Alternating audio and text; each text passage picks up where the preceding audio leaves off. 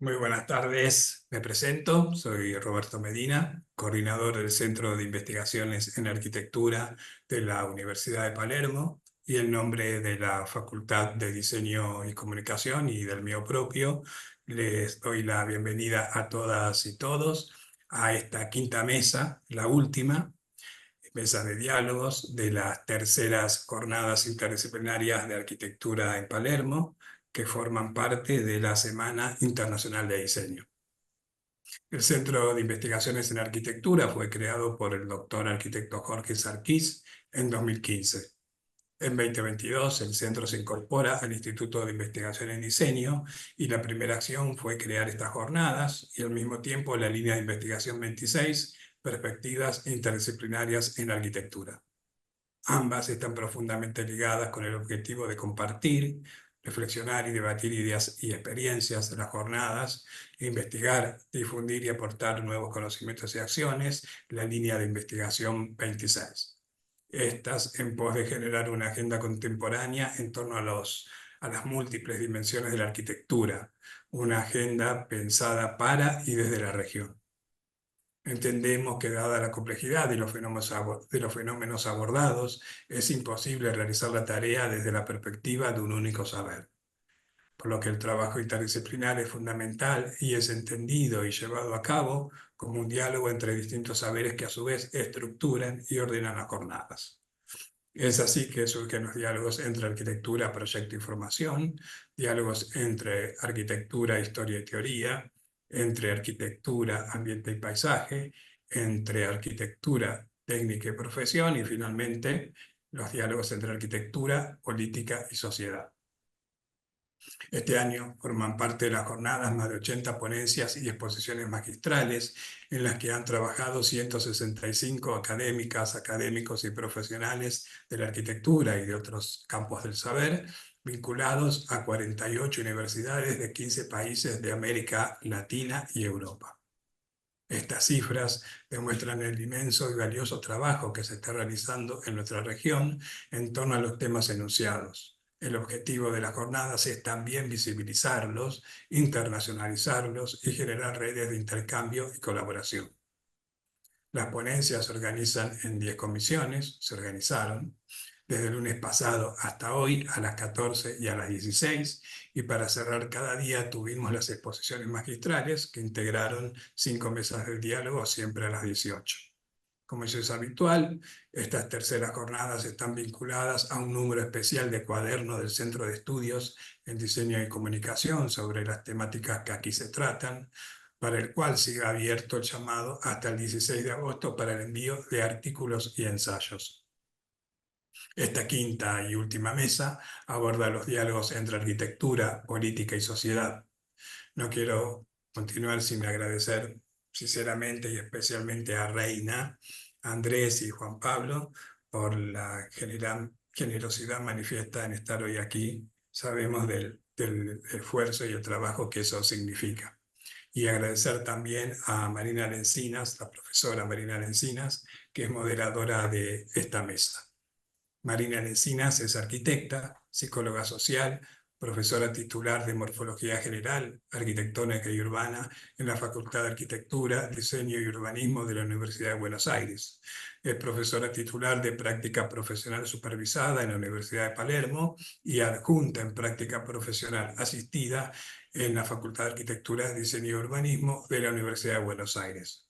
Es directora de la carrera de formación docente para la arquitectura y el diseño en la misma casa de estudios.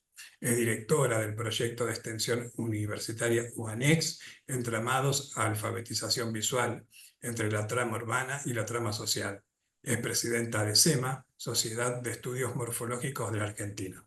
El espacio entonces es de ustedes. Muchas gracias. Gracias, Roberto. Bueno, voy a presentar a los ponentes. Reina Loredo Cancino es arquitecta, profesora e investigadora de la Facultad de Ingeniería de la Universidad Autónoma de Querétaro, México, donde coordina el doctorado en Innovación Tecnológica y Hábitat. Es doctora en proyectos arquitectónicos por la Universidad Politécnica de Cataluña, España, y realizó su postdoctorado en la Escuela de Arquitectura de la Universidad de Texas en Austin. Forma parte del Sistema Nacional de Investigadores de México.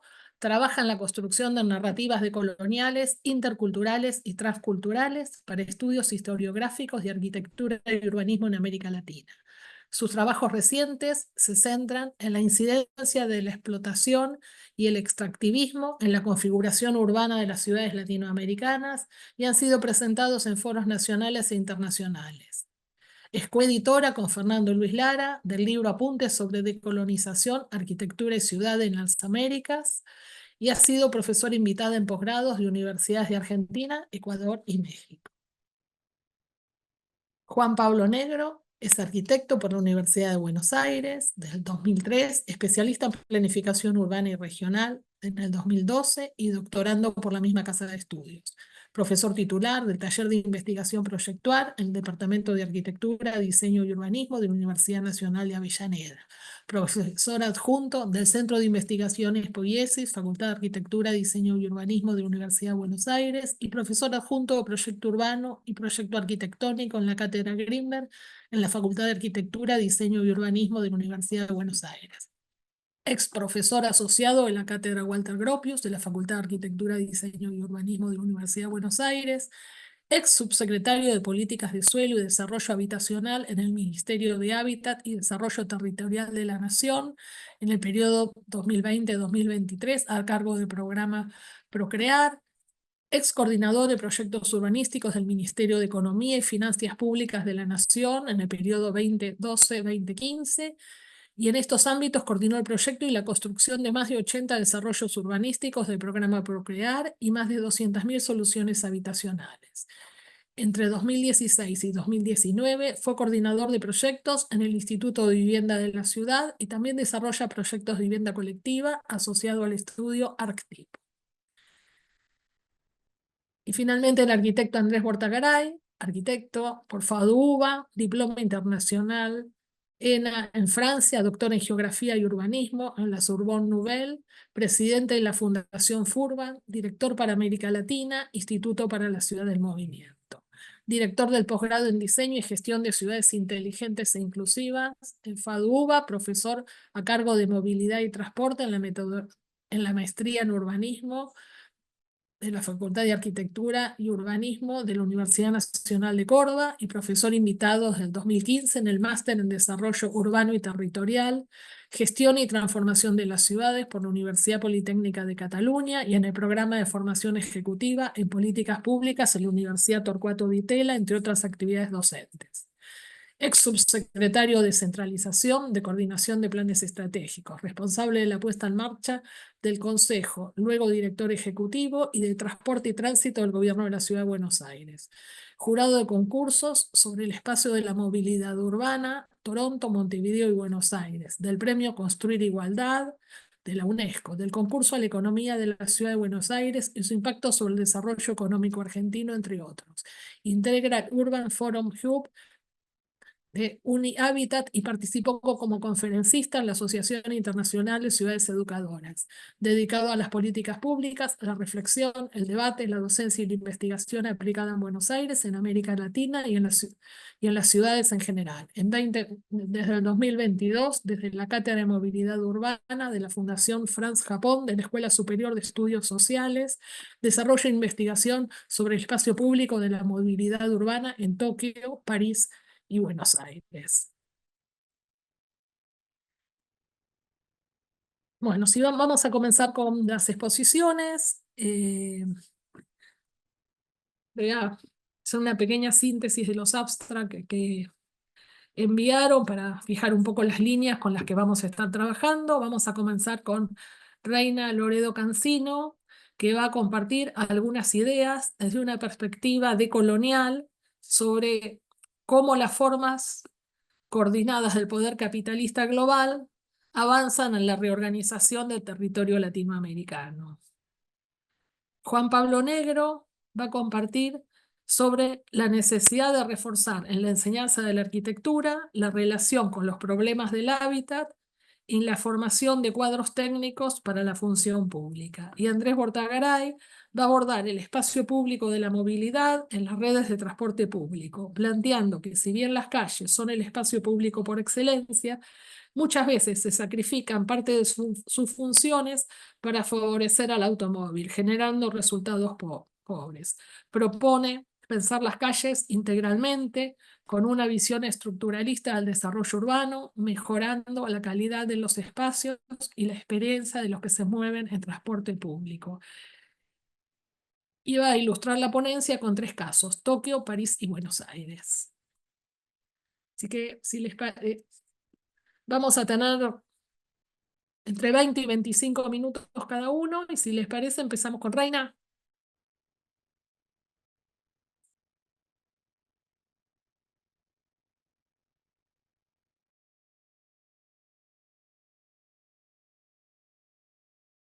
Me parece que ya está la presentación activa. ¿Se ve bien?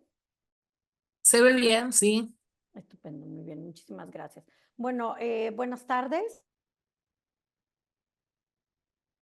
Muchísimas gracias por la invitación de compartir esta mesa. No puedo dejar de felicitar a la organización de las jornadas.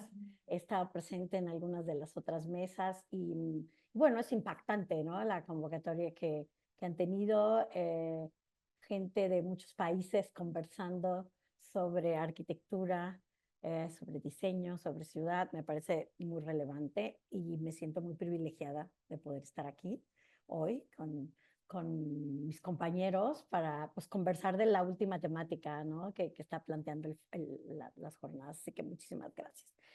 Bien, yo voy a presentarles muy escuetamente, ¿no? Algo sobre el trabajo de investigación que he realizado durante los últimos tiempos, teniendo como objetivo primordial ¿no? Documentar algunas arquitecturas, ciudades y geografías, ¿no? Donde el poder capitalista global pues han reorganizado los espacios, ¿no? Yo trabajo con el ámbito latinoamericano, pero hoy voy a presentar un caso mexicano, ¿no? Son unos avances de investigación y lo que me interesa plantear es cómo debemos o cómo se vuelve relevante reconocer, ¿no? Esta existencia de una red en donde las ciudades, los objetos arquitectónicos, los lenguajes, los autores viven de una forma desequilibrada, ¿no? Y cómo ese desequilibrio está sustentado en unas relaciones de poder, ¿no? Unas relaciones de poder que pueden ser de índole geopolítica, institucional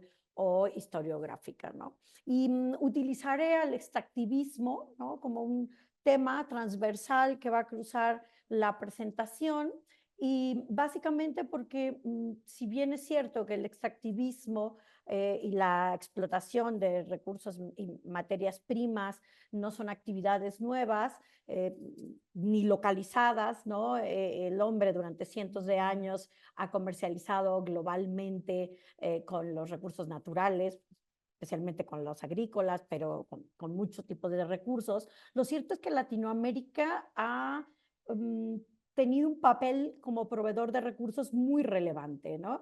Ha tenido y tiene. Y esto es muy interesante porque esto es a nivel global. A mí me interesa explorar justamente, explorar y documentar cuáles son las relaciones que existen entre el extractivismo, la arquitectura y el desarrollo urbano, ¿sí? Haciendo énfasis en las consecuencias sociales que han tenido la extracción indiscriminada durante siglos en nuestro continente. Se pueden evidentemente identificar 4 generaciones de extractivismos con base a la evolución en las tecnologías que se han empleado para extraer, en el número o el volumen de elementos extraídos, en el tipo de energía que se consume, ¿no?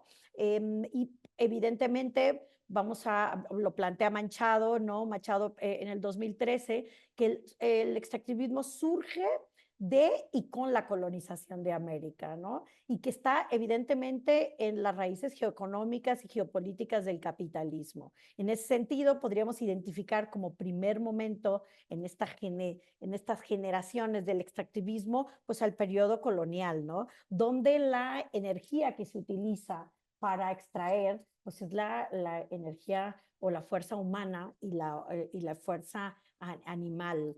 Ya para finales del siglo XX, perdón, de finales del siglo XIX, inicios del siglo XX, empiezan otro tipo de tecnologías de extracción sustentadas en otro tipo de energías, todas las tecnologías industriales que extraen las energías fósiles, la electricidad, y que construyen no solamente edificios, sino que también deconstruyen paisajes, ¿no? Lo que vemos en la pantalla es un pipeline, un oleoducto que cruza los Andes para llevar el petróleo venezolano hasta la costa, pasando por Colombia, ¿no? A finales del siglo XX, perdón, en los inicios del segundo cuarto del siglo XX, hay otro tipo de tecnologías, ¿no? Y de extracciones, la mega minería a cielo abierto. Lo que están viendo es una imagen de Cerro de San Pedro, una pequeña comunidad minera establecida durante la colonia, y lo que vemos atrás pues es una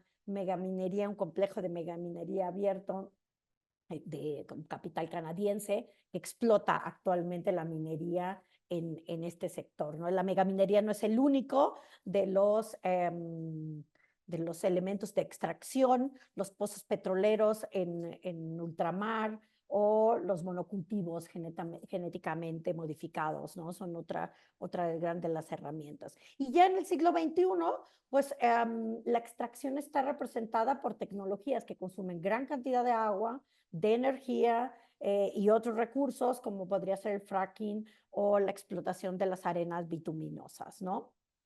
A mí me interesa cómo en este sentido el desarrollismo y el extractivismo siguen fijando la agenda y estructurando las condiciones del lugar que ocupa América Latina en el sistema mundial colonial y en el sistema de dependencias, ¿no? Gudinas plantea ya no la existencia del extractivismo, sino del neoextractivismo, ¿no? Que tiene como objetivo justamente ya no el desarrollo nacional, sino un desarrollo endógeno, y donde desaparece la autonomía nacional y aparece una relación con los mercados globales, ¿no? Y Gudinas nos habla de este último periodo, ¿no? En este último periodo aparecen los megaproyectos, ¿no? Estos megaproyectos que son superficies, hectáreas y hectáreas de instalaciones.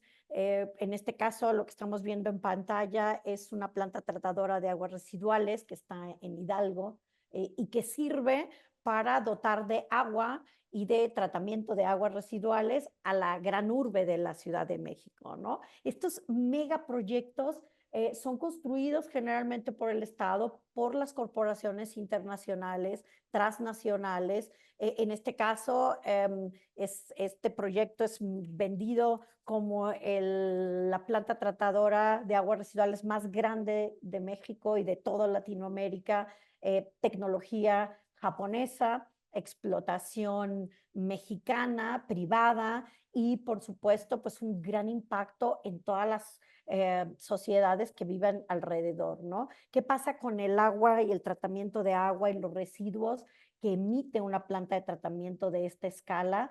¿Qué pasa con las comunidades que viven alrededor, ¿no? Grandes y graves complejos ambientales, problemas ambientales y sociales ha producido este complejo. 300,000 habitantes campesinos han sido desplazados y son transformadas su vida debido a la construcción de este megaproyecto. Y yo creo que aquí es donde tenemos que empezar a involucrarnos, ¿no? Como diseñadores, como planificadores, como arquitectos, y hacernos las preguntas incómodas, ¿no? ¿Quién construye estos proyectos? ¿Quién los diseña? ¿Cómo se planifican? Y ahí llega nuestra responsabilidad y las preguntas que tenemos que hacernos, ¿no? ¿Quién los paga? ¿De dónde vienen las tecnologías? Y para hacerme estas preguntas, a mí me ha sido muy útil el tema de las epistemologías del sur. El extractivismo, sin duda, reorganiza violentamente los territorios y perpetúa continuamente las desigualdades sociales y económicas. Las epistemologías del sur, precisamente el giro decolonial, ha planteado preguntas que no están dentro del área disciplinar de la arquitectura y el diseño, sino en la sociología, en la antropología, en la historia. Las preguntas, ¿no?, sobre cómo podemos cambiar estos procesos, qué impacto tienen y busca integrar, ¿no?, en nuestras preguntas las múltiples jerarquías de poder que existen, ¿no?, para replantear cómo los espacios están siendo, los espacios físicos, ¿no?, los espacios territoriales están siendo modificados y están siendo articulados desde unas jerarquías muy específicas, ¿no?, que son unas jerarquías raciales, unas jerarquías que tienen que ver con el desarrollo y el subdesarrollo, con los pueblos civilizados, con los pueblos bárbaros, pero que definitivamente tienen una condición espacial. Y esto es a mí lo que me interesa mucho, ¿no? Cómo las técnicas de dominación del capitalismo extractivo se expanden a través de la geografía latinoamericana y van despojando a los territorios, ¿no? Me interesa la producción material que implica esa expansión, como también la producción y relación en términos de lo que es central y de lo que es periférico en términos espaciales. Y un poco para centrarnos en esta discusión, vale la pena retomar una metáfora, ¿no?, que tiene que ver con la colonialidad y con la idea que podemos tener nosotros sobre nuestra centralidad o nuestra periferia, ¿no?, en términos espaciales. Y Fernando Lara y yo planteamos pues esta metáfora que está relacionada con la cebolla, ¿no? Y hablamos cómo la colonialidad del poder pues tiene muchas capas, y dentro de esas capas pues hay muchos niveles de colonización, ¿no? Evidentemente no es lo mismo tener una discusión de este tipo en Buenos Aires, ¿sí?, en Rosario, que no sé, que en el Chaco o en Ushuaia, ¿no? Pero no es lo mismo tampoco discutir esto en Berlín o en Nueva York, ¿no? Ciudad de México, Bogotá. ¿Cómo son estas relaciones? ¿Cómo son estas relaciones de centralidad, periferia, que no solamente estamos hablando de unas relaciones a nivel global o que tienen que ver con el ámbito imperialista, sino con unas relaciones centrales y periféricas dentro de los propios estados latinoamericanos? Y esto es algo que me parece muy relevante empezar a discutir al interior de nuestros países, ¿no?, al interior de nuestras escuelas y nuestras facultades de arquitectura, porque sin duda, ¿no?, las capitales siempre se llevan el gran reconocimiento. Seguramente conocemos o enseñamos las arquitecturas que se producen en Ciudad de México, en Bogotá, en Buenos Aires, y desconocemos las arquitecturas que se producen en el interior del país, ¿no? Pues ese ejercicio centro y periferia se vuelve muy relevante replantear y estudiar. Y para hacer esto voy a referirme a un caso muy particular que tiene que ver con la construcción de esta carretera panamericana, ¿no?, que pues se construye bajo un paradigma, ¿no?, de organización, de unificación continental, que evidentemente surge desde una perspectiva de los Estados Unidos, ¿no?, y que por supuesto pues va a impactar a todo el continente, ¿no? Esta construcción física e imaginaria de la carretera panamericana ya ha sido estudiada desde muchas perspectivas, ¿no? Desde este sentimiento de cooperación, de cómo el turismo en automóvil se volvía una estrategia de desarrollo, cómo a Estados Unidos le interesaba promover, por supuesto, este medio de transporte y, por supuesto, también como herramienta para defensa del continente, ¿no? En el momento que se produce, este es el planteamiento de la Ruta Panamericana 1942, pleno momento complicado a nivel global, es muy relevante para Estados Unidos tener una conectividad con todo el continente. Pero hoy no me quiero referir necesariamente a la historia del panamericanismo que ya conocemos, me interesa descentrar ese planteamiento para acercarme a un planteamiento más local que tiene que ver con el ámbito mexicano y con la agenda mexicana. Con la agenda mexicana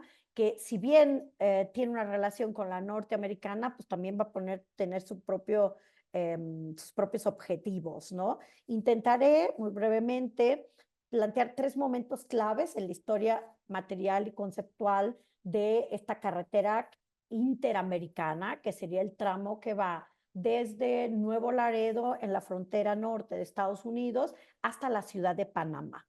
¿Sí? Este es el primer tramo que se construye de la carretera panamericana. Se construye este primer trazo en 1931.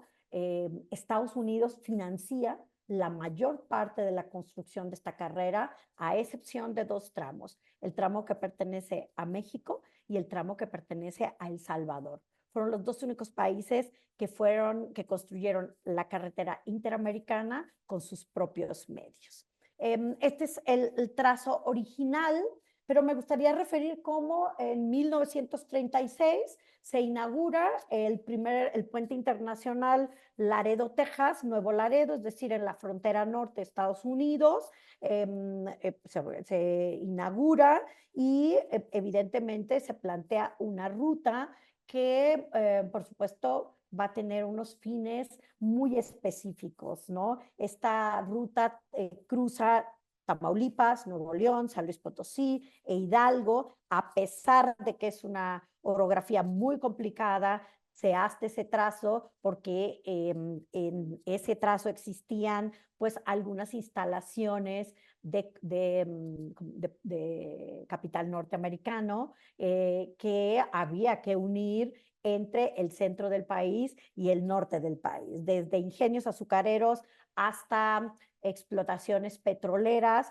pasaban por ese tramo y era muy importante establecerlos, ¿no? Ese tramo, cuando se construye, no solamente implicó unir estas explotaciones norteamericanas, sino que también se planteó como un espacio donde los norteamericanos estarían cruzando constantemente. Por eso en pantalla están viendo algunas de las instalaciones que se crean específicas, ¿no? Hoteles, estaciones de servicio, pequeños elementos de descanso, ¿no? Unas infraestructuras muy específicas que eran para el servicio de estos extranjeros, y aparece en los edificios una relación muy interesante porque al mismo tiempo quieren ser modernos, ¿no? Quieren traer esta cultura del automóvil, pero por otro lado intentan ser tradicionales, folclóricos, exóticos,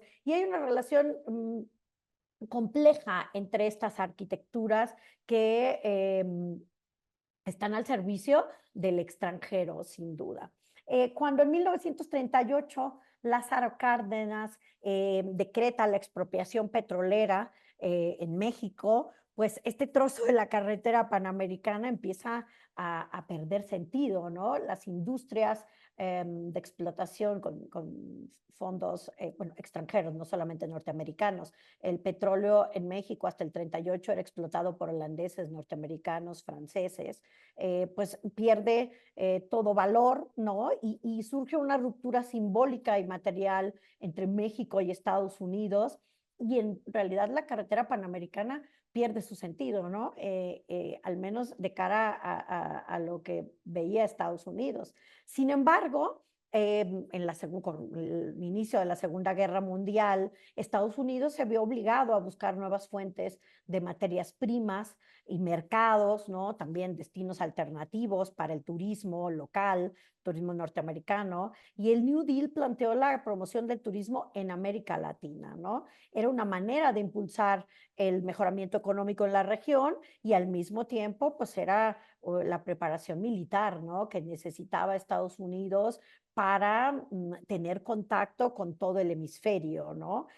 Así, en el marco de Buena Vecindad, en 1943, Roosevelt visita México, ahí está con el presidente, y hace una inversión tremenda para la modernización de carreteras en México, ¿no? Lo que no había pasado con el primer tramo pasa ahora y se plantea, ¿no?, dentro de la política nacional, que si las escuelas podían liberar de la ignorancia, las carreteras podrían ayudarnos a librarnos de la miseria, ¿no? Dice Ávila Camacho en su discurso en esta visita de 1943. Y aquí empieza un interesante papel de los arquitectos y planificadores en México, ¿no? Se replantea esta estructura y aparecen nuevas carreteras y nuevos planteamientos, ¿no? Nace una propuesta por parte de Carlos Lazo. Carlos Lazo es uno de los principales planificadores en el siglo XX, los primeros planificadores en México. Él está en la secretaría que hace la planificación a nivel nacional y pues nos olvidamos de la carretera panamericana y empezamos a ver la posibilidad de alcanzar esta conectividad global. Lo que están viendo en pantalla son las propuestas de Carlos Lazo que se publican en 1954, unas cartografías muy interesantes, pero la idea pues ya no era conectarnos con Estados Unidos y con Centro y Sudamérica, ¿no? La idea era tener una posición a nivel global, un planteamiento y una relación de circulación entre Florida, Cuba y México, que lanzaba, bueno, un nuevo paradigma del turismo del Caribe, una propuesta bastante descabellada en el momento, ya que para entonces no existía ni siquiera comunicación entre México y Yucatán, pero bueno, no importaba, estaba el planteamiento, un planteamiento que además elevaba todo la sección del Golfo de México, un territorio rico en muchos productos que interesaban a los estadounidenses y al mundo entero: cacao, café, petróleo, camarón, etcétera, ¿no? Entonces se hace un planteamiento muy interesante y muy amplio para la extracción y la explotación de ese territorio, que empieza a tener algunas complicaciones, ¿no? Cuando aparece la Revolución Cubana, ¿no? Y mientras el régimen cubano intentó, ¿no?, en una primera etapa salvaguardar la industria turística, se concluyó la última fase de la carretera interamericana entre el centro de México y Yucatán. Sin embargo, pues ya para 1962 las relaciones diplomáticas entre Estados Unidos y Cuba se rompen y por supuesto el circuito Golfo Caribe desaparece, ¿no? Y hay que cambiar otra vez el paradigma.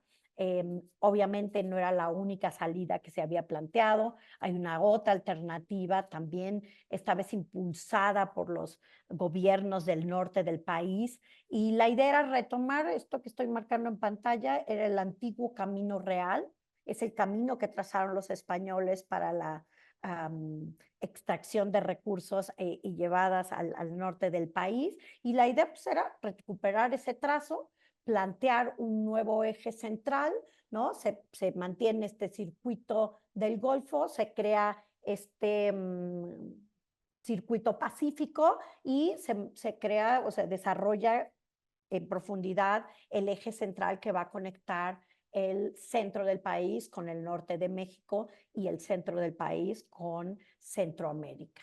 Es interesante porque cuando se presenta este proyecto se presenta como la carretera panamericana y es muy divertido revisar que en realidad el trazo se cambia. El trazo original se cambia porque ya no interesa esta carretera complicada con una orografía dificultosa, sino que interesa cruzar el país por espacios que tenían mayor posibilidad de desarrollo, especialmente industrial, y se reconfigura el trazo de la carretera panamericana para crear un nuevo corredor industrial. Un nuevo corredor industrial que evidentemente sustentado en la industria automotriz. México no fabrica autos, sin embargo, a partir de 1970, México establece o se establece en México una importante industria automotriz en términos de manufactura de partes. Y México empieza a producir esas partes y este circuito, ¿no? Del centro al norte se vuelve indispensable, especialmente cuando la industria automotriz es totalmente extranjera, ¿no? Aparece a partir de entonces, se crea una nueva visión de esta carretera, el eje industrial centro-norte, que cruza por ciudades que están muy relacionadas con el automóvil, con las autopartes. Aparecen grandes complejos industriales de marcas que ustedes están viendo en pantalla, incluida Tesla, ¿no? Que está anunciando desde el 2023 el establecimiento de una megafactoría, ¿no? ¿Qué pasa con todo el planteamiento alrededor de esta carretera? Bueno, pues toda una zona que era rural se convierte en una zona obrera, digamos que campesinos mal pagados se convierten en obreros mal pagados, ¿no? Y empieza una transformación urbana que ha alterado pues todo el ámbito ambiental, ejidal, agrícola, de consumo de energías a lo largo del país, ¿no? Por supuesto, este esquema de extracción que ahora ya no es extracción, ya es explotación, ya no solamente son recursos naturales como petróleo o como cacao, ahora estamos hablando de recursos humanos, ¿no? Estamos hablando de una explotación tremenda de una población, pues se va transformando y aparecen, ¿no? Estos mega complejos. Tesla anunció que llegaba en 2023, acaba con la posibilidad de que gane Trump y el establecimiento a los aranceles que está proponiendo el candidato, pues Tesla ha quedado parado. Sin embargo, sigue en el aire la posibilidad de que este megaproyecto que se instala así, ¿no? En un territorio natural, en unas condiciones que implican, por supuesto, que el Estado cambie planes de desarrollo, que construya y que de infraestructuras, carreteras, espacios inmobiliarios para las personas que llegan, pues está gestionando. Finalmente, me gustaría decir que esta perspectiva de lo decolonial, pues es una posibilidad que nos permite pues establecer, sí, algunas preguntas incómodas, pero también nos permite entender, ¿no? Las arquitecturas y los espacios desde otras perspectivas. También nos coloca una posibilidad de comprensión de, evidentemente, sistemas complejos que van más allá de lo que podemos hacer arquitectos, diseñadores, planificadores, pero en los que evidentemente estamos involucrados, ¿no? Entonces, como último comentario, simplemente me gustaría plantear esto, ¿no? De cómo podremos acercarnos a una práctica decolonial, ¿no? En este caso, bueno, yo les he presentado una revisión histórica de un proceso que sigue vigente, pero creo que la praxis decolonial nos puede ayudar en muchos rubros, ¿no? Y hay algunos puntos fundamentales que me parecen relevantes, ¿no? Entender estas otras cronologías y es entender, pues, no la historia como se está contando con una linealidad, sino desde los diferentes factores donde está inserto el ámbito de la arquitectura y el diseño en Latinoamérica,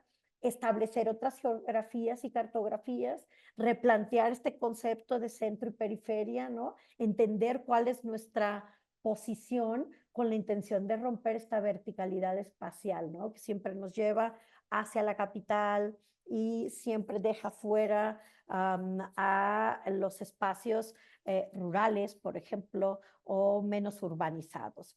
Es importante también establecer otros conceptos, cuestionar conceptos que están legitimando el sistema vertical, lineal, espacio-temporal del saber-poder, ¿no? Conceptos que se nos han enseñado de lo que es relevante y de lo que no es relevante en la arquitectura y el diseño.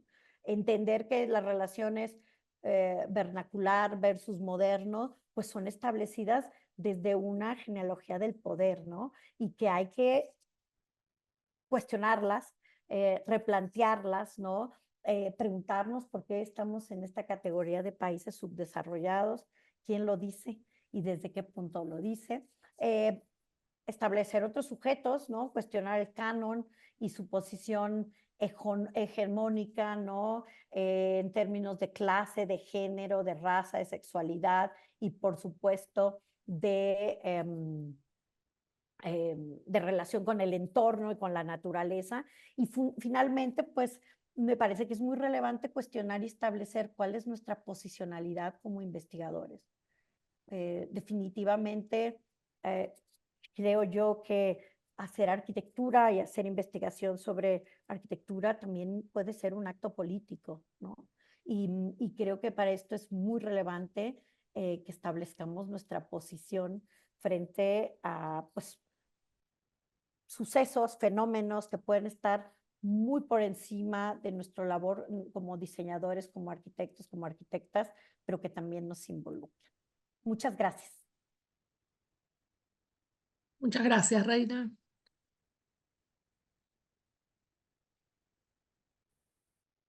Bueno, si alguien tiene alguna pregunta, que por favor la ponga en el chat, así después las retomamos al cierre. Y ahora seguimos con Juan Pablo Negro.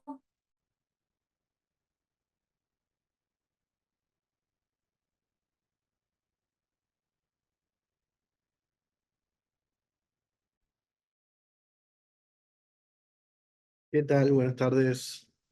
¿Se ve bien la presentación ahí? Perfecto. Y perfecto. Bueno, mejor así. Bueno, muchas gracias por la invitación a Roberto, bueno, a Marina que modera esta mesa, este encuentro, y a mis compañeros de mesa, a Reina y a Andrés. Bueno, cuando me convocó Roberto para esta charla, dudé digamos, bastante sobre qué contenidos exponer. Seguramente, bueno, Robert me convocó por la experiencia, digamos, reciente en políticas públicas de vivienda y demás, pero me parecía más pertinente quizás colaborar desde cierto lugar de humildad al debate en torno a estas relaciones, ¿no? Entre arquitectura, política y sociedad. Y tomando, obviamente, las experiencias pasadas, pero también, sobre todo, el rol como docente o investigador bueno, en diversos ámbitos, me parecía como oportuno poner en cuestión cuál es la relación que tenemos hoy entre estos diferentes entes, ¿no? De la arquitectura, la política y la sociedad. Y en ese sentido me pareció oportuno cooperar con algunas lecturas y algunos lineamientos, y también ver cuál es el origen, ¿no? O cuál es la raíz de esta relación que, como todos sabemos, o sea, nace directamente, al menos de la cultura occidental, casi en simultáneo, ¿no? La política y la arquitectura nacen como conceptos, ¿no? Ya en la Grecia antigua, y de alguna manera también guardan el mismo objetivo, e incluso, según Aristóteles, hasta la misma razón de ser en términos de tecné, ¿no? Aristóteles ha hablado de la tecné, del saber hacer de la arquitectura o de las artes, y también de una tecné política, ¿no? Y en ese sentido hay un objetivo en común, que es la transformación de la realidad. Quizás esta frase de Le Corbusier es como apropiada como para iniciar esta conversación. O sea, la arquitectura es el punto de partida que quiera llevar a la humanidad hacia un porvenir mejor, pero También podríamos reemplazar la palabra arquitectura por política y tendría el mismo sentido, ¿no? No es casual. Desde la arquitectura pensamos en la transformación material de la realidad y desde la política también, pero en términos de transformación social y con el mismo objeto, ¿no? La sociedad. Por eso me parecía esta tríada entre arquitectura, política y sociedad que tenía un sentido, digamos, para poder debatir y poder avanzar en algunas cuestiones. Y el lugar donde se manifiestan estas tres cuestiones en simultáneo, indudablemente es la ciudad, que podríamos decir que, al menos es mi opinión, que quizás es el mayor invento de la humanidad, ¿no? El lugar donde podemos transcurrir nuestras vidas, desarrollarnos, morir, interactuar, trascender. Quizás es el mayor invento de la humanidad, donde podemos, obviamente, desarrollarnos de manera colectiva, comunitaria. Pero este concepto de ciudad, quizás que desde la arquitectura o desde las áreas que inciden en los fenómenos urbanos, bueno, hay como una polisemia bastante grande. Quizás implica una revisión de algunos aspectos y qué estamos entendiendo hoy por ciudad desde la arquitectura y desde la política.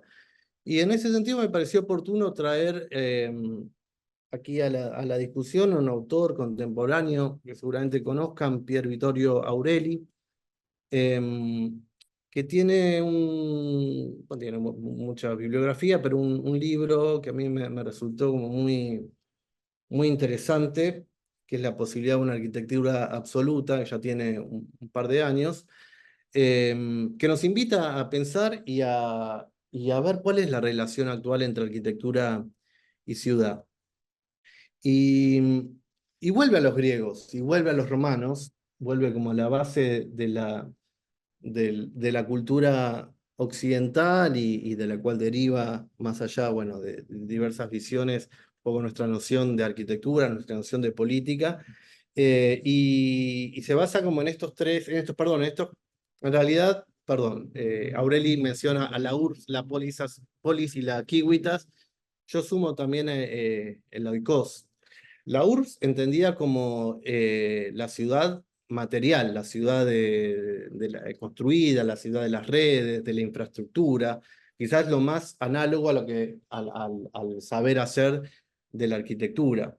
Pero la URSS no existía sin la polis, ¿no? Como la ciudad de la política, del debate público, del interés público, digamos, de la toma de decisiones en función de un interés común. Que los romanos, con el concepto de kiwitas, lo llevan un poquitito más allá, y en relación al derecho, a la lex, al derecho romano, también nace el concepto de ciudadanía, ¿no? De acceder a los derechos de la ciudad, que ya no eran para los hombres libres como en la polis griega, sino también que por la base imperialista, digamos, de Roma, del Imperio Romano, también era un lugar al cual se podía acceder y que hoy también heredamos también la noción de ciudadanía, de acceder a los derechos de la ciudad, que también tiene que ver con la sociedad, con la cultura, ¿no? No solamente con los derechos civiles y políticos. Todo esto desde la esfera pública, la URSS, la polis y la kiwitas. Y desde otro lado encontramos también otra noción que no es exactamente de la ciudad, que es el oikos, que para los griegos era todo lo que implicaba el hogar o la administración de lo privado, ¿no? De las casas, de la hacienda, que era como digamos, una manera de entender también el entorno construido, pero como dominio privado. Entonces tenemos como estas dos esferas en simultáneo, y Aureli lo trae a colación también como para poner en crisis estas relaciones, ¿no? Hoy, desde la arquitectura, quizás estamos más enfocados en lo que es el desarrollo de los dominios privados, un poco también como lo mencionó recién Reina, que la esfera de lo público. Y eso tiene una razón de ser, no voy a hacerlo muy extenso, pero Aureli lo plantea en términos de esta dualidad, que aparentemente podrían interpretarse como sinónimos, ¿no? Lo que es urbanización y ciudad. Pero él hace una distinción muy importante.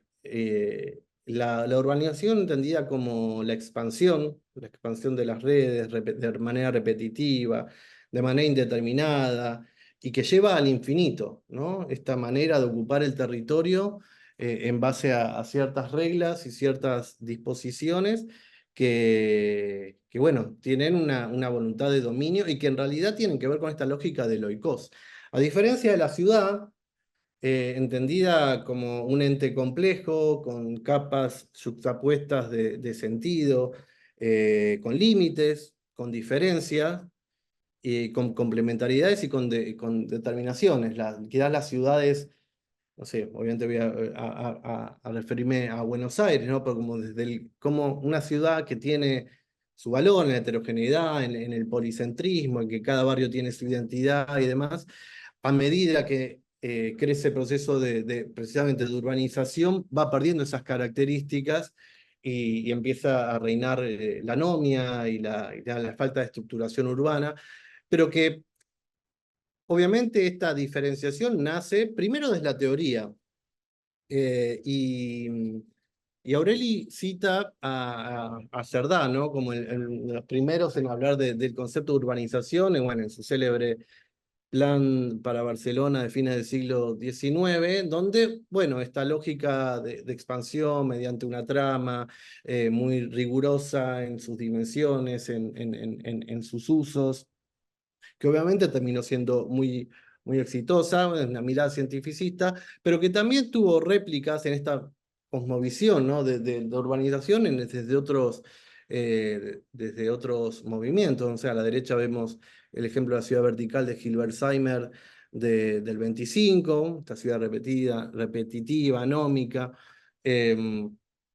o el ejemplo de los italianos de Arquisum, de fines de los 60, principios de 70, de la Non-Stop City. Y bueno, y más allá en el tiempo, mucho más atrás, la ciudad para los 3 millones de habitantes de Le Corbusier, bueno, que después deriva la Ville Radius y el Plan Boissin. Pero que bueno, salvo Barcelona, estos son como miradas teóricas, ¿no? Obviamente, una idea de ciudad que Aureli interpreta como urbanización y no como ciudad, pero que en la praxis, y más centrado al final del siglo XX, principio, bueno, el siglo XXI, encontramos también estas respuestas en el territorio, imágenes que pueden estar en cualquier lugar del mundo, la mayoría son, bueno, latinoamericanas, en México, bueno, la de la derecha está en África, en Luanda, la capital de Angola, o más abajo a la izquierda, el resultado de la política del Plan Federal de Vivienda en las afueras o en los suburbios de Santiago del Estero, con esta lógica que recién mencionaba, de repetición, de anomia, o desde otros sectores, esto es la política más estatal, ¿no? De producción del territorio, pero también desde el privado, que obviamente está posibilitado por la política. Ejemplos como el de la derecha, abajo a la derecha, de las urbanizaciones cerradas, como en este caso en particular en Nordelta, que no es muy diferente en el fondo a todo esto que estamos mencionando. Entonces, Aureli plantea como esta relación entre arquitectura y ciudad como encendida, como la arquitectura pensada como objeto, como algo que está, digamos, no pensado en la escala de la ciudad, sino simplemente la resolución de un lote urbano de X características a partir de una codificación definida desde la planificación de las metrópolis, en donde la arquitectura no tiene mucho más que opinar que resolver ese problema que le encarga a la sociedad y puntualmente al mercado, o puede ser también el Estado. Y aquí me detengo un segundito para plantearnos esta pregunta. Bueno, ¿cuál es la necesidad de arquitectura? Que es una de las preguntas que nos hacemos en el curso de proyecto urbano y proyecto arquitectónico en la UBA. Pero, ¿necesitamos la arquitectura? ¿La sociedad hoy necesita la arquitectura?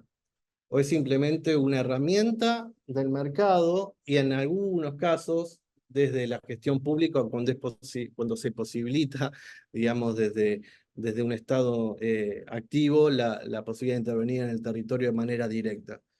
Y realmente creo que es una pregunta pertinente en estos tiempos, porque la arquitectura entendida como un posicionamiento crítico, como una problematización de los problemas de la sociedad, creo que cada vez pierde más lugar, y si bien tiene éxito en términos del objeto, de la arquitectura del poder, o lo que en su momento se llamó la arquitectura del espectáculo, digamos, modelos que se van instalando en todo el planeta, me parece que es pertinente preguntarnos si realmente es necesaria la arquitectura, o simplemente termina siendo el brazo ejecutor de una política económica, que en realidad no está pensada desde la poli, sino desde la oikos, diríamos, volviendo a lo que mencionamos hace un ratito de Aureli.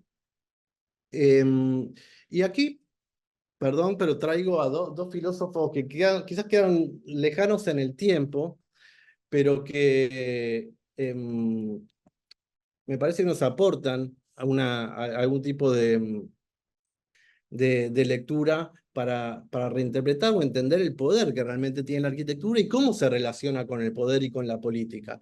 Decía Nietzsche hace 150 años prácticamente, el arquitecto no representa ni una condición dionisíaca ni apolínea. Aquí está el poderoso acto de voluntad, la voluntad que mueve montañas, la embriaguez de las voluntades fuertes, lo que exige la expresión artística. Los hombres más poderosos siempre han inspirado a los arquitectos, el arquitecto siempre ha estado influenciado por el poder. Y unos cuantos años después, segunda mitad del siglo XX, Foucault, que quizás es uno de los filósofos que más se centró en la relación entre el poder, la arquitectura, en la genealogía del poder, y de cómo los espacios manifiestan estas relaciones, ¿no? Y esta frasecita de los espacios otros que Foucault definía como la única historia de los poderes es una historia de los espacios a través de los cuales se muestra el poder. La arquitectura y el urbanismo no constituyen un campo que se pueda aislar. Ellos se mezclan con múltiples prácticas y discursos, pero el espacio es el lugar privilegiado de comprensión de cómo opera el poder. Y el problema es cuando estas relaciones digamos, el poder digamos, de incidencia de la arquitectura está invisibilizado, y sobre todo, bueno, de nuestras casas de estudio, y también cuando uno tiene la posibilidad de trabajar desde la gestión pública o en proyectos de cierta escala, a veces uno olvida el poder y el potencial que tiene la arquitectura para transformar la realidad, y que esto tiene una raíz histórica muy fuerte, y siempre hablamos, ¿no?, de la relación entre política y arquitectura, y bueno, acá algunos ejemplos ya muy conocidos, ¿no? ¿Qué hubiera pasado, o cuál hubiera sido la Roma, o la arquitectura romana sin el urbanismo de la ciudad de Roma sin la decisión política del Papa Julio II, ¿no? ¿Qué hubiera pasado con Bramante, con Miguel Ángel, después con Bernini? Bueno, y esa herencia tiene que ver con esa relación muy fuerte entre arquitectura y poder, o el Plan Haussmann de París sin el poder y la autoridad de Napoleón III, o más acá en el tiempo y en el territorio, o el proyecto de La Plata de Pedro Benoit, sin la decisión política de Roca y Dardo Rocha, o la Brasilia de Costa y Niemeyer, sin Joselino Kubitschek, o el plan de Jean Digard de Le Corbusier y asociados con Nehru, ¿no?, el presidente de la India de ese entonces, el primer ministro. Entonces, quizás estas relaciones a veces están invisibilizadas en la actualidad, y me parece importante ponerlas en valor. Volviendo a Aureli, y voy a acelerar, plantea como en esta relación entre política y arquitectura una yuxtaposición para romper la lógica del objeto arquitectónico escindido del pensamiento de la ciudad y llevarlo a pensar en términos de ciudad y arquitectura como algo, como una unidad. Y plantea la idea de archipiélago, de entender la ciudad como un archipiélago con áreas, con zonas, con límites, con características, pero que se empiezan a complementar, a superponer y a generar una ciudad más diversa y más compleja, que rompa con esa lógica anómica de extensión y de urbanización. Y siempre nos referimos, como también en el curso de proyecto urbano, a esta frase, ¿no? Todas las escalas son urbanas. Nosotros casi que naturalizamos que la arquitectura, cuando aparece la arquitectura es porque todo el resto de las cuestiones de la ciudad están definidas, y aparece incluso en cómo se explica muchas veces la planificación urbana, ¿no? La lógica de la planificación, los planes, los programas, los planes, y al final aparecen los proyectos. Y un poco lo que postulamos es entender la ciudad también y el potencial de la arquitectura en todas las escalas, obviamente no solamente desde la arquitectura, sino basándonos y entendiendo, rompiendo con la autonomía disciplinar, que tiene que ver también con la autoría, con esta cuestión casi egocéntrica de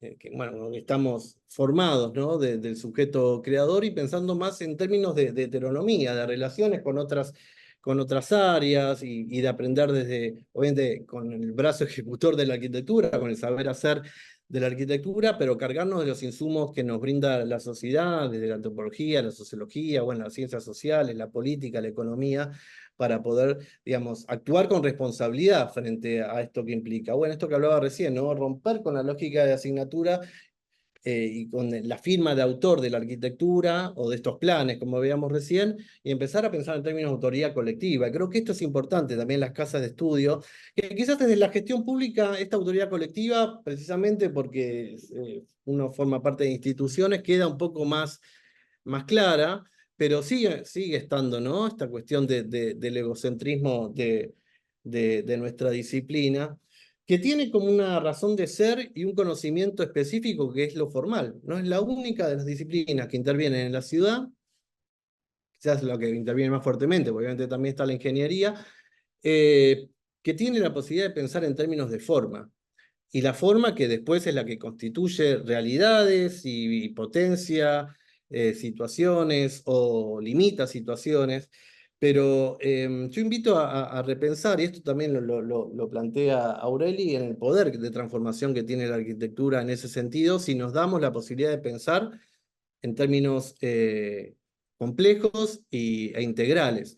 Y la dimensión política del proyecto, sobre todo, no como un saber hacer que es simplemente resolver los problemas que vienen dados por la sociedad, por la política, sino la posibilidad de incidencia en ese planteo de los problemas y obviamente en las resoluciones, ¿no? A mí me gusta citar a Paulo Méndez de Rocha en esta, bueno, no lo voy a leer porque ya estamos medio pasados de tiempo, pero que hace hincapié en cómo podemos influir en los funcionarios que tienen la toma de decisiones, pero ya no como una herramienta o como un brazo de poder para las decisiones que se toman desde afuera, sino incidir fuertemente en los procesos. Me parece que nuestra formación y en las casas de estudio, por lo menos las más cercanas que conozco, la formación está planteada prácticamente en la posibilidad de trabajar solamente con una profesión desde los ámbitos privados, y no tenemos la capacidad de poder transmitir y generar una manera de pensar y de actuar también desde la gestión pública. Por eso es importante repensar la noción de proyecto como algo más complejo, que no es simplemente la diseñística o el diseño que viene como última instancia de problemas planteados anteriormente, sino como una serie de acciones y de actividades que implican observar, entender, leer, registrar y relacionar información, interpretarla desde una posición política, de una posición, digamos, en un lugar del mundo, en un momento histórico, que implica problematizar, enunciar los problemas, que la enunciación permite tender puentes con otras disciplinas, y así el planteo de estrategias, diseñar y gestionar y construir, que muchas veces la gestión que aparece por fuera de lo que es el proyecto es uno de los aspectos que que implican de alguna manera hasta posicionan peyorativamente la arquitectura como, bueno, un simple hacer, una diseñística que, bueno, después cómo se construye, cómo se gestiona, queda delegada la decisión a otros ámbitos. Bueno, si aprendemos o enseñamos que el proyecto tiene todas estas actividades o estas subacciones dentro de la complejidad que implica el proyectar, creo que vamos a llegar a formar profesionales con mejor capacidad para actuar frente a la complejidad del mundo actual, en incidir en las políticas públicas, no simplemente, insisto, en ser herramientas ejecutoras, sino herramientas, o sea, sino pensar reflexivamente y actuar en la transformación del hábitat ya con cierto poder de decisión. Y me tomé, con esto ya termino, un tiempito para analizar los planes de estudio de varias universidades de acá del área metropolitana de Buenos Aires y encontré muy pocas materias o asignaturas donde se pudieran trabajar estas cuestiones fuera de lo que es el taller de proyecto. Esto lo quería mencionar, por ejemplo, en la FADU, en la UBA, solamente hay materias optativas, en donde la relación entre política, ciudad, gobernanza y arquitectura se puede llegar a mencionar. En la Universidad de La Plata y la Universidad de Córdoba hay algunas materias que hablan específicamente del territorio, pero más ligado a la planificación territorial. En la UNSAM hay algunas materias que acercan la arquitectura con las ciencias sociales bueno, ahí hay como un atisbo de posibilidad. La que más está trabajando estos aspectos es la Universidad de Avellaneda, que tiene asignaturas de trabajo social, de economía social, de gestión pública y pasantías en espacios de gestión pública.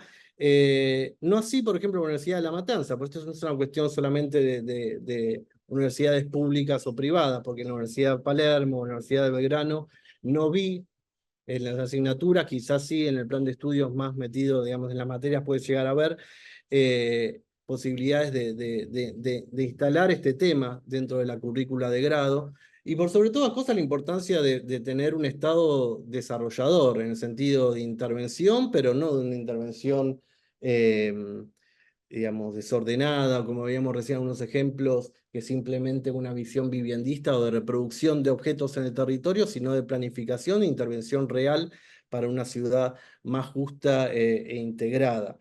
Esto implicaría, o sea, digamos, esta complementariedad entre la formación en los espacios académicos de grado de arquitectura y un Estado activo, ya sea en los niveles nacionales, provinciales y municipales, la posibilidad de intervención mucho más integral en las ciudades, tomando un poco de todo esto que mencionaba en la introducción de Aureli, y pensando también la posibilidad de una arquitectura mucho más pensada desde una política transformadora y en pos de una sociedad mejor y más justa. Bueno, hasta acá llegó, perdón, la extensión en el tiempo y muchas gracias por su atención. Muchas gracias, Juan Pablo.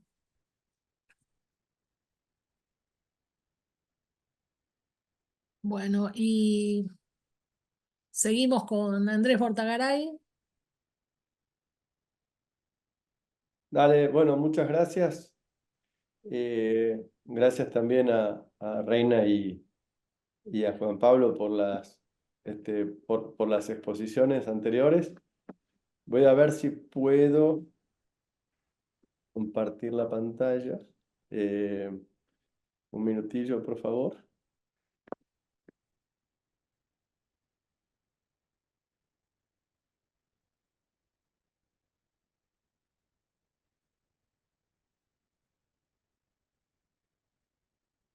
Aquí estamos. Entonces, la ven, bueno, lo que yo quería hablar, pero voy a tratar de tomar un poquito de lo que hablamos con las exposiciones de Reina y de Juan Pablo, es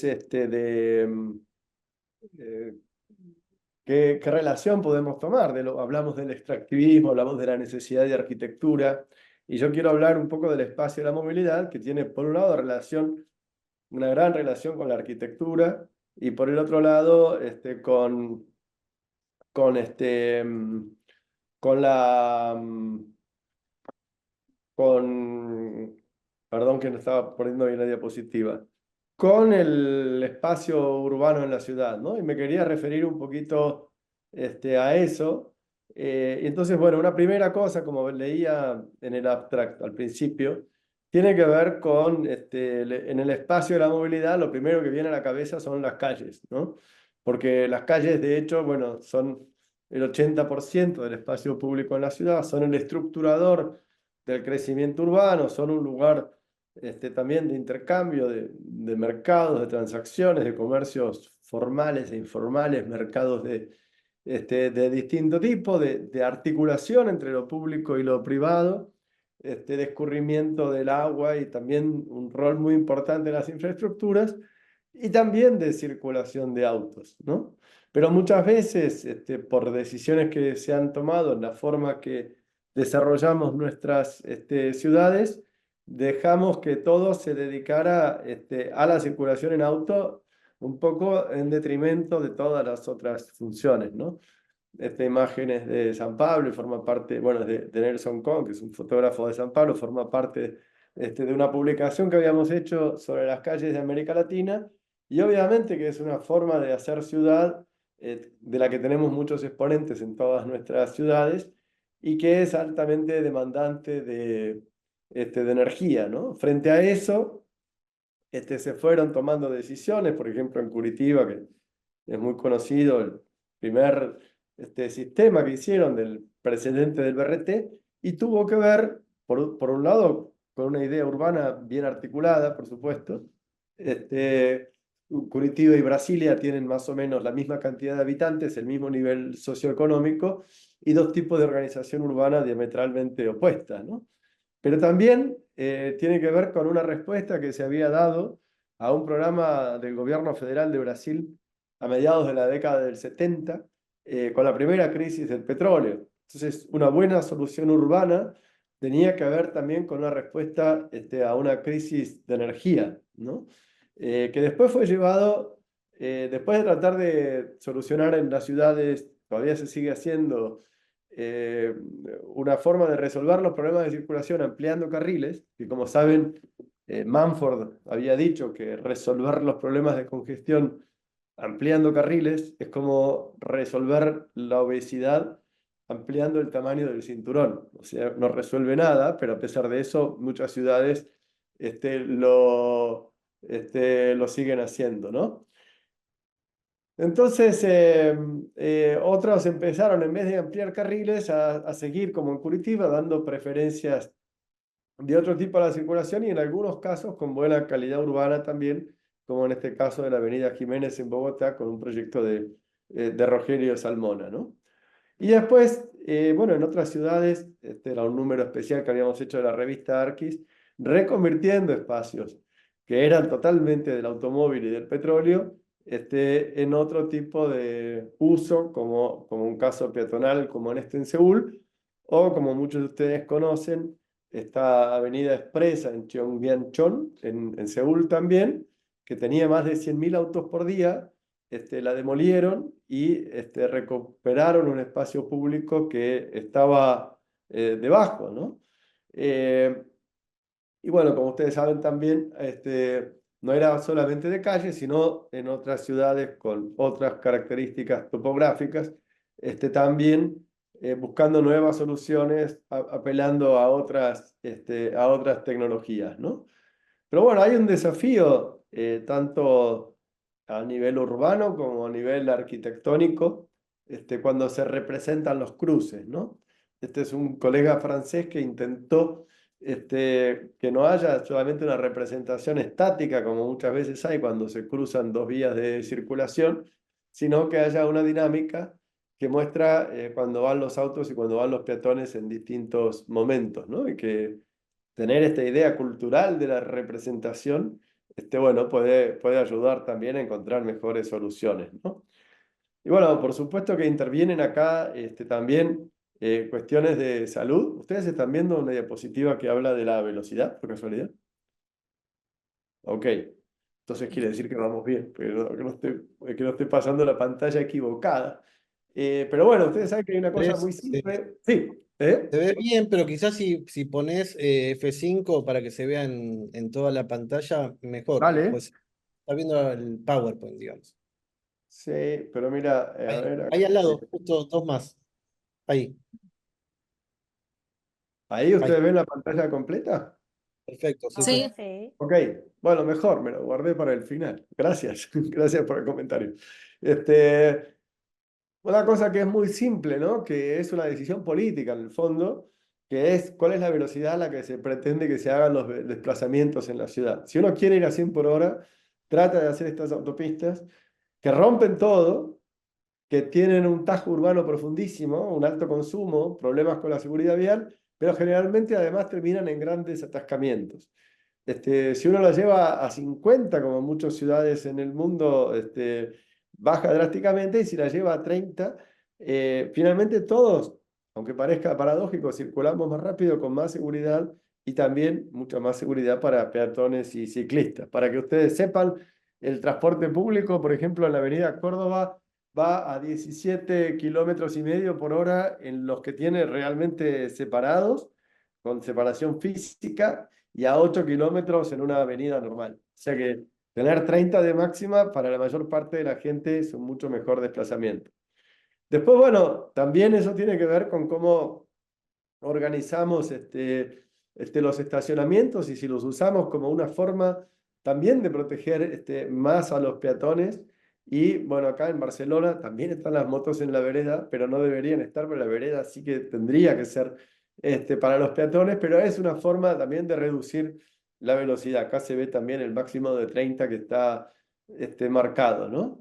Ahora, bueno, otro tipo de extractivismo, podríamos charlar con Reina, tiene que ver con los autos de energía eléctrica, ¿no? El boom del litio y de otros componentes que cargan las baterías eléctricas, que es verdad que está cambiando la industria del automóvil en el mundo, y que en algún sentido significa una reducción de emisiones de gases de efecto invernadero y de micropartículas y de enfermedades respiratorias que tenemos, pero sigue teniendo el problema de la congestión, ¿no? Junto con esto, bueno, hay un cambio, algunos lo están asociando a un cambio profundo en la forma de moverse, pero no tal vez es un paso necesario, pero no un paso suficiente si queremos tener ciudades más equitativas y mejor armadas, ¿no? Juan Pablo hablaba del plan Voisin de Le Corbusier. Ustedes saben que Voisin era un fabricante de automóviles, y en ese momento, yo creo que hacer una crítica actual a eso no, muchas veces fuera de contexto, no corresponde, pero en ese momento el automóvil parecía el futuro. Yo creo que hoy, en estos 100 años, hemos aprendido algunas cosas y con todo el valor que tienen esos planes, ¿qué sería el equivalente de un plan Voisin con lo que sabemos hoy, ¿no? Es algo que podríamos discutir. Y bueno, hay toda una reconversión de calles en el mundo. Estos son ejemplos de volver a poner los tranvías en París con distintos arquitectos interviniendo, de recuperar las vías fluviales y de algo en lo que quería hablar un poquito en esta última parte de la charla, que es el rol fundamental de los ferrocarriles y de las estaciones. Ahora que se habla de los Juegos Olímpicos en París, ustedes saben que uno de los proyectos que coincide con los Juegos Olímpicos, no es que se hizo específicamente para esto, es el Grand Paris Express, ¿no? Que es una doble orbital de 200 kilómetros que están haciendo en París Metropolitano, con 68 estaciones nuevas de cruces de ferrocarril y otros transportes públicos, y que bueno, cada una de ellas ha sido objeto de un proyecto urbano, ¿no? De hecho, bueno, hay alguna que era un poquito anterior, pero que va a estar en un cruce, que es la que corresponde al Stade de France, ¿no? Donde han bueno, hecho varias de las actividades de los Juegos Olímpicos. Ahora, algo bastante básico es que en una estación al lado de un estadio, las rampas son un poco más grandes porque hay otro flujo de personas que circulan, y que nosotros, aún donde tenemos la suerte de tener ferrocarril al lado de un estadio, todavía no terminamos de adecuar la infraestructura, y creo que hay materia de reflexión, ¿no? Y bueno, ¿cómo se combinan estos desafíos de movilidad y urbanos? Es una reflexión. Yo creo que nosotros, y después quiero llevarlo un poquito a eso, en nuestras estaciones podemos poner en valor lo que tenemos y pensarlos como parte de una estrategia urbana que no se parezca a las viviendas en la periferia que se mostraban, sino que en lo posible aproveche la capacidad de estar bien servidas por el transporte público de la mejor manera posible, ¿no? Este es un proyecto de Kengo Kuma, es una de las estaciones del Gran París también. Y bueno, una breve referencia, como decía en el abstract, ¿no? A las estaciones de Tokio, que tiene la particularidad de ser el área metropolitana más grande del mundo, con 36 millones de habitantes, y que está bien servida de día y de noche, con niveles de seguridad muy altos, y una de las participaciones más bajas del automóvil en el total de los desplazamientos. En parte, por supuesto, porque es muy densa y no hay mucho lugar para los autos, y además cuesta muy caro estacionar, pero en parte porque tienen un modelo de desarrollo urbano basado en el transporte público y también con un sistema de gestión donde, a diferencia del caso de París, los operadores son privados, pero son privados con una mentalidad de muy largo plazo, articulados con los poderes públicos y que hacen no solo de transportistas, sino también son un actor relevante del desarrollo urbano y de la relación con los municipios. Algunos dicen, ah, claro, los japoneses son muy ricos, pueden hacer lo que quieran, pero en verdad el financiamiento del ferrocarril es algo que se podría hacer también en las ciudades latinoamericanas si estuviera asociado al desarrollo urbano y si la administración de bienes que el transporte público pone en valor sirviera como fondo para invertir en mejorar el transporte público, ¿no? Y no tener una cuestión tan desigual. Y bueno, en toda la parte central de Tokio está la Yamanote Line y donde están los cruces están en algunas de las estaciones más grandes del mundo y con un sistema de calles que más de un 60% tiene menos de 5 metros de ancho y que donde tampoco, bueno, esta es muy céntrica, pero también en las que son más de barrio, tampoco da mucho para el automóvil. Hay un trabajo muy bueno de Jorge Almazán para el que le interese más seguir las tipologías de acá y lo que se puede aprender. Pero bueno, esto es la importancia central que tienen las estaciones. Cuando uno anda en las áreas metropolitanas latinoamericanas, muchas veces los principales centros comerciales o malls están en cruces de autorrutas y en Japón, en Tokio en particular, están en los cruces de transporte público porque es ahí donde está el movimiento, ¿no? Bueno, con zonas súper densas que ustedes conocen. Y haciendo un breve comentario de Buenos Aires, pero tratando de dejar abiertos temas para la discusión, tenemos 800 kilómetros de ferrocarril suburbano que todavía funcionan para pasajeros, que tienen más de 100 años, que en algunos casos funcionan con menos frecuencias de hace 100 años, y que también son una reserva, digamos, verde combinada con el transporte de más alta capacidad que podemos poner en valor, ¿no? Algo de esto también, en este caso, con Franco Munari, está publicado en esta revista que habíamos hecho. Y sin embargo, aún no tenemos estaciones muy bien conectadas con el transporte público. Por ejemplo, la terminal fluvial de la Dársena Norte, que está a 2 cuadras de todos los colectivos de la avenida Leandro Alem, la gente cuando cruza se tiene que jugar la vida y hay intervenciones muy menores que se podrían hacer y que significarían un cambio sustancial. Y mucho más todavía en la Dársena Sur, donde hay otra terminal fluvial que sale en el medio de una autopista y que la situación es mucho más peligrosa, ¿no? Tenemos algunos ejemplos donde se iban a hacer túneles viales licitados y finalmente con mucho menos costo, en mucho menos tiempo, como un plan B, porque se había llevado un recurso a la justicia, se hizo el Metrobús, que podría mejorarse, pero que es algo infinitamente mejor en términos sociales y ambientales de lo que hubieran sido los túneles viales, ¿no? Entonces, la cuestión es cómo estas reflexiones pueden ayudar a que en decisiones futuras, cuando uno considera las opciones, pueda encontrar las mejores del punto de vista público, ¿no?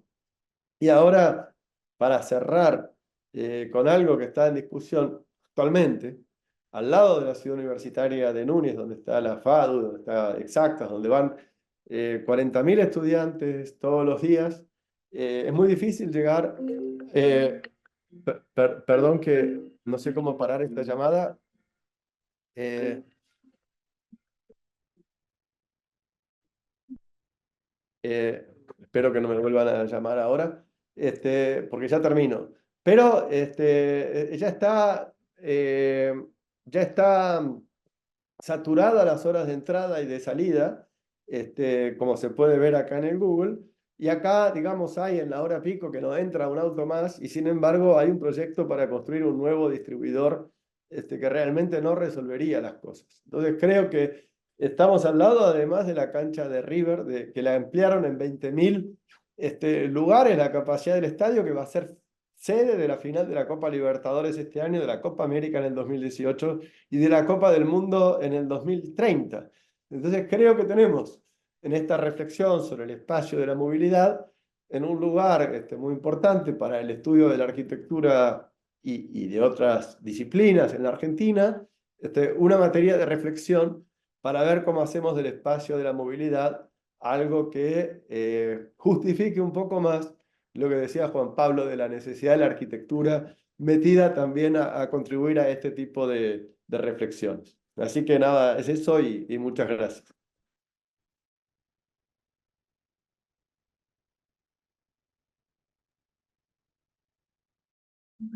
Muchas gracias a los tres. Por un lado pensaba que quedaron planteadas preguntas, creo que marco, como para seguir pensando, preguntas muy amplias, como para que darían para mucho debate. Creo que en la presentación de Reina, creo que quedó planteada una pregunta muy importante, que es cómo podemos acercarnos a una práctica decolonial, entendiendo en esto nuestra posición como investigadores en un acto político. Y como pregunta, a partir de la exposición de Juan Pablo, la pregunta me parecía de base si la sociedad hoy necesita la arquitectura y qué arquitectura necesita. Y a partir de la de Andrés me planteaba, bueno, cómo se combinan los desafíos para encontrar las mejores decisiones para las políticas públicas. Creo que en todos lo que aparece como eje es el par necesidad-satisfacción y cómo satisfacemos esas necesidades, no desde la verticalidad y el posicionamiento individual como autores, sino desde lugares que ocupen los cargos públicos y las decisiones comunitarias. Creo que eso es un poco lo común que ha aparecido en las tres exposiciones.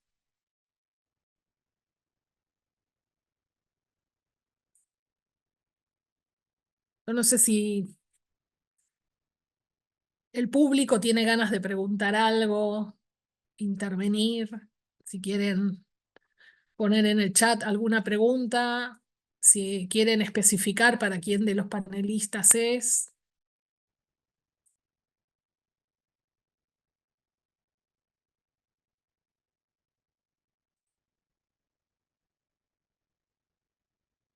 Por lo pronto aún en el chat no hay nada, pero Y Marina, se puede abrir también el intercambio y si entre no, directamente abrimos el intercambio. Sí, por eso estaba expositores. esperando si querían Diego, Ana, Camila, Sergio agregar algo, y si no, abrimos al intercambio directamente.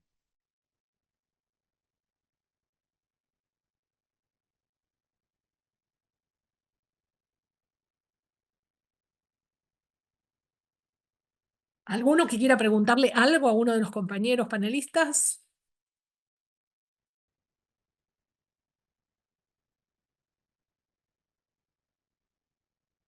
Bueno, si querés, Marina, en función de esta pregunta que haces, ¿no? Si la sociedad necesita arquitectura, eh, yo, bueno, creo que todos, o los que estudiamos arquitectura, en algún momento pensamos en la arquitectura como posibilidad de pensar cosas que aún no existen, ¿no?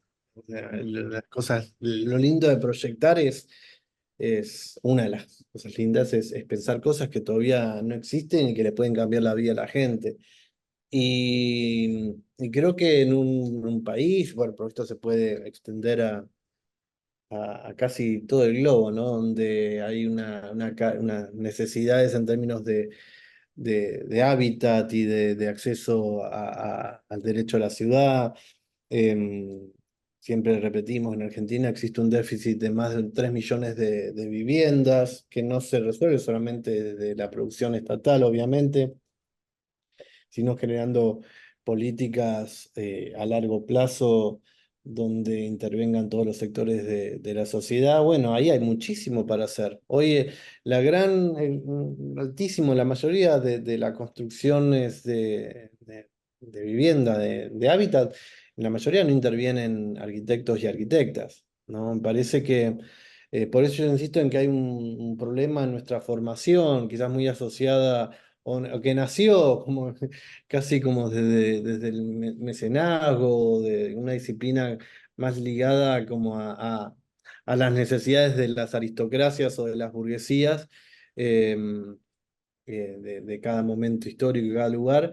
Creo que sacarnos un poco eh, esa cuestión de encima y pensar en todo lo que nos queda por abarcar para transformar positivamente el territorio con responsabilidad, ¿no? Por eso creo que lo decía hace un ratito, también es dentro, en esa mirada de intervención más macro en el territorio, también es necesario despojarse de esta cuestión casi egocéntrica que tenemos del sujeto creador. eh, para poder transformar la realidad en esa escala es importante interactuar con múltiples actores y ahí, bueno, bajar de esa omnipotencia de la arquitectura y entender la complejidad de cada una de las situaciones. Sin por eso perder o sacar del medio de la conversación o del debate la importancia del acceso. Yo siempre digo, el derecho a la ciudad también implica el derecho al acceso a la belleza, yo creo que eso es algo que también es importante. Lo decía siempre Sarkis, ¿no? Robert lo recuerda siempre, esto de pensar la arquitectura para los pobres no implica pensar desde la pobreza de la arquitectura, sino todo lo contrario. Donde más se necesita arquitectura es ahí. Pero bueno, creo que es un debate que está abierto y también imposible disociarlo de la política, ¿no? Que realmente la voluntad política es la que tiene que cooperar para que esa transformación del hábitat sea posible. En el sentido, solamente la arquitectura no lo puede hacer, claramente.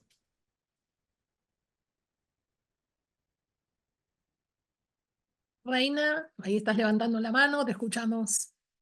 Sí, bueno, ahora que Juan Pablo hablaba de despojar de ciertos aspectos a la arquitectura y pensaría también a la enseñanza, me parece que es bien relevante y bueno, este último ejemplo que presentaba Andrés, ¿no? En Buenos Aires y en este cruce, me parece que es bien importante empezar a replantar lo que estamos mostrando, ¿no? Lo que estamos enseñando.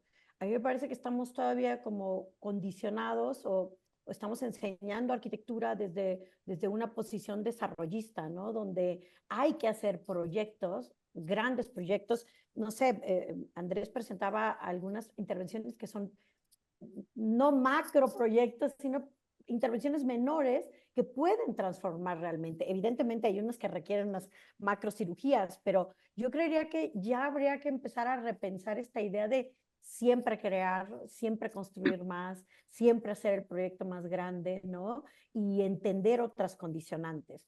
Juan Pablo hablaba de esta idea de urbanización como expansión y me parece que ha llegado el momento de cuestionar esto, ¿no? Si siempre se trata de crecer y si como arquitectos, arquitectas, lo que siempre tenemos que hacer es construir y más metros cuadrados y más concreto y a lo mejor ha llegado el momento de deshacernos de esta idea, de replantear en los talleres de diseño, en los talleres de proyecto, unas prácticas pues eso, menos desarrollistas, menos viciosas en términos de lo que vamos a hacer materialmente y lo que podemos hacer más socialmente.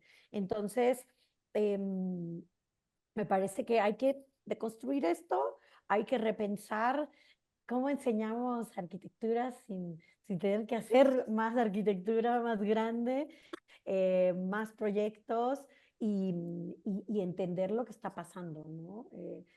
Hay cosas que van para atrás y me parece que la solución no es simplemente revertir lo que ya se hizo mal, o lo que se hizo en otro periodo histórico y que hoy no está funcionando, sino que ya tenemos que plantear unas nuevas formas de hacerlo, ¿no? Y bueno, esto era lo que quería comentar.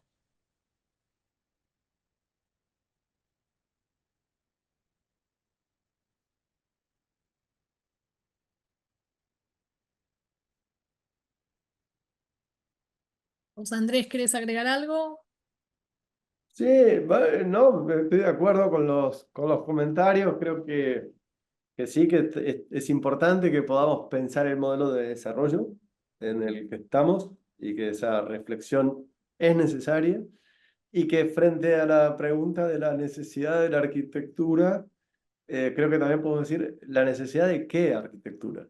Que está buena la provocación y lleva, digamos, a tratar de afinar la respuesta y también de ver cómo somos capaces de hablarle a la sociedad.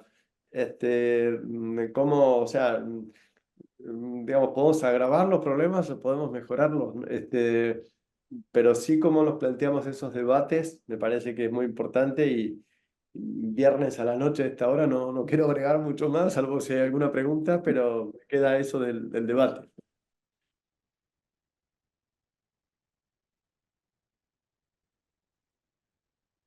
Yo pensaba en cómo asumirnos como arquitectos y como ciudadanos a la vez, y cómo trabajar con nuestros alumnos en lugar de ciudadanos que tienen, ¿no? Que a veces lo perdemos de vista y entonces, como decir, bueno, cómo incorporar a ellos como sujetos de necesidades, como ciudadanos, y desde este rol me parece que podemos generar un poco esto que vos decías, Reina, de acercar ese posicionamiento. Es curioso, ¿no? Y quizás es lo que refiere Juan Pablo, ¿no? Sobre este ego o esta posición del arquitecto, pero quizás cuando tomamos este rol, perdemos el rol de ciudadanos, ¿no? Y entonces nos posicionamos en esta otra condición de solucionadores y no de participantes. Entonces, sí, este es un reto importante y creo que esto empieza a abonar esta respuesta de esta pregunta que haces tú, perdón, sobre la praxis de lo decolonial, pues tiene que ver con esto, ¿no? Con recomponer esos paradigmas y replantear nuestra posición, ¿no? Una posición más participativa y más horizontal, ¿no? De los problemas de la sociedad, de plantearlos, ¿no? Entonces, sí, entender a nuestros estudiantes como ciudadanos, ciudadanas, hacerlos tomar esa posición debe ser muy importante, me parece, Marina.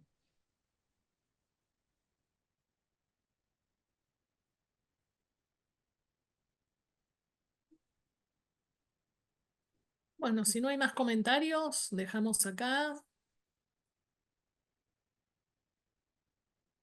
Perfecto. Muchas gracias, Roberto, por la invitación. No, por favor, quiero agradecerles nuevamente a Juan Pablo, a Reina y Andrés la generosidad. Es difícil un viernes estar a esta hora acá, pero bueno, les agradecemos infinitamente, claro, a Marina. Entonces, con esto cerramos la tercera edición de las jornadas y los esperamos el año que viene en la cuarta, la última semana de julio. Ahí estaremos nuevamente. Muchas gracias y muy buenas noches. Muchas Gracias. Gracias. gracias. Buenas noches. Saludos. Hasta luego. Para todos. Sí. Chau, chau. Saludos. Chao.